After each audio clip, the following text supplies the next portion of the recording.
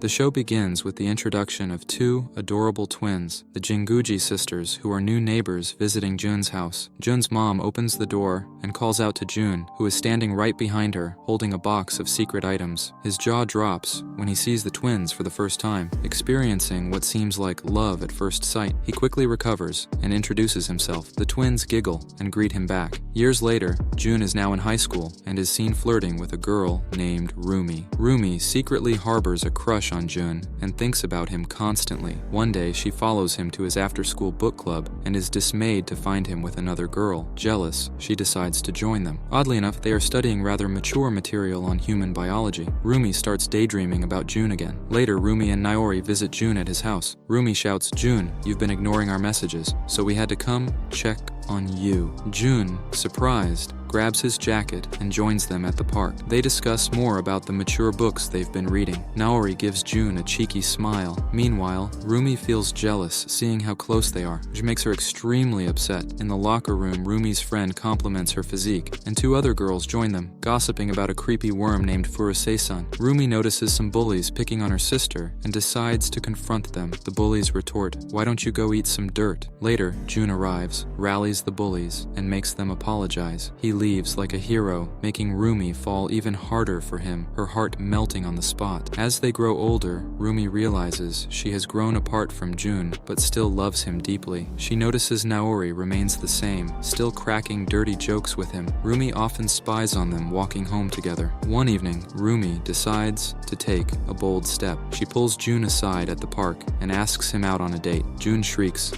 wow, this is sudden." Rumi quickly pitches herself, nervously waiting for an answer. To her surprise, Jun says yes. Despite her initial guilt, Rumi makes many happy memories with Jun, their secret nighttime activities, keeping her awake with joy. Yet, she occasionally talks to Naori about her need for Jesus, which brings back her guilt, leading her to break up with Jun. In a flashback, Naori is seen in school being bullied. They snatch her book and call her a perv. She verbally decimates them and boasts about her intelligence. Despite being labeled a loner, she feels accepted by Jun, whom she secretly loves, but doesn't want to confess. In high school, Naori hangs out with Jun and his friends, but keeps her distance, knowing her sister has feelings for him. She jokes about her exam skills, promising to ask Jun out if she gets first place. She fails her exams, perhaps intentionally, to save her sister's heart. At home, Naori learns from Rumi that she is dating Jun. Naori offers to be Rumi's wing woman for sneaking out, while internally she feels devastated. Next morning, Naori gives Rumi advice on what to wear for her date with Jun, feeling like a decaying piece of cheese inside. Later, Rumi returns with the news of her breakup. Rumi tells her, "I broke up with Jun. I had to. Thanks for keeping my fling a secret." Naori, surprised, is left feeling confused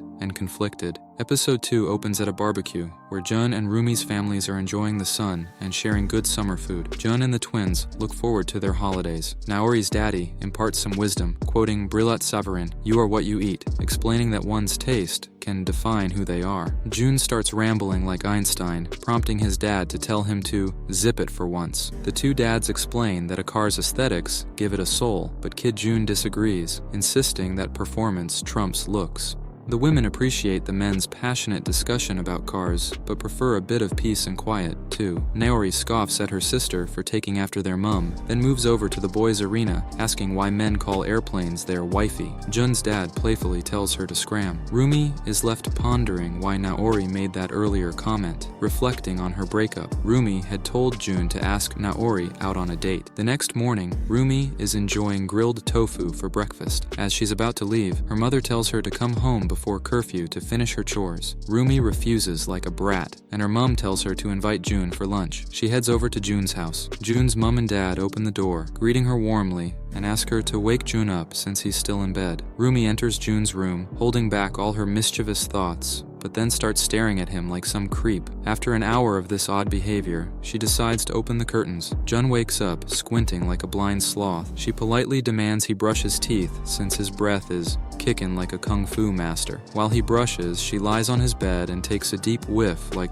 the dirtbag she is. He returns, asking where his folks went. She tells him they're out, then teasingly but sincerely asks him why he's not dating Naori, explaining that she has deep feelings for him. He agrees to try, and Rumi persuades him with a playful hug. Back home, Naori wakes up and comes downstairs, greeting her dad, who's watching Star Wars for the 69th time. She realizes someone ate her lunch and throws a mini tantrum. She checks her phone and sees a message from Jun asking her out. She starts calculating the pros and cons of accepting, deciding to go for it in the end. Her father snoops over her and jokes that he wishes he could get some of that ramen. Later, Naori meets Jun at his place. Jun says they're going to watch a film. At the escalators, Jun wishes Naori would hush as she babbles on about Back to the Future being the best time travel film. Jun agrees, calling her a nerd. She takes it as an insult and verbally roasts him. Jun retorts that she is a goldfish. As she is about to retaliate, she nearly falls at the top of the stairs. Luckily, Jun catches her like the hero he is. Instead of thanking him, she curses him and then blames her dad. During the movie, Naori asks if her sister contacted him. He lies. Watching the show, she understands why Jun likes her. As they leave, Naori explains the science behind why her farts don't stink, leaving Jun baffled. She tells Jun to go somewhere away from the crowd since they're making her feel sick, then tries to get under his skin by calling him a James Bond nerd. She observes his reaction and teases him, making him yield like a beach. They walk by the river, watching the sunset. As Naori daydreams on a bench, Jun fetches her a cup of hot chocolate. Naori tells him to buzz off for mansplaining her cold legs, then tries revealing her leg gains. Jun almost has a nosebleed and calls her Irene Adler from Sherlock Holmes. She takes offense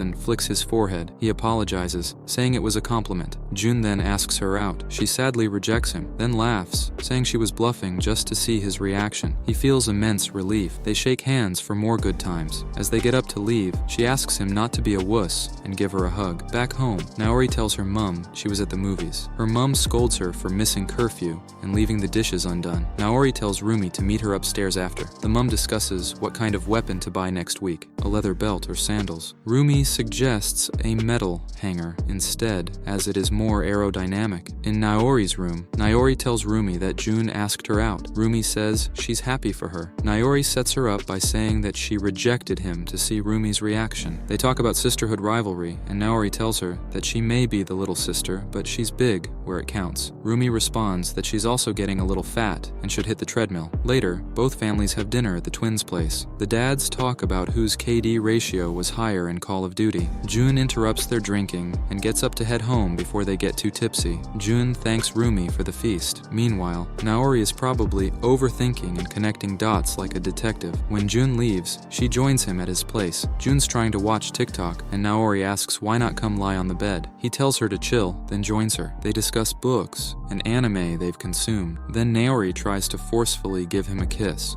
Like and subscribe for part 3, or your crush will reject you and block you. Also, comment if you are Team Naori or Team Looney.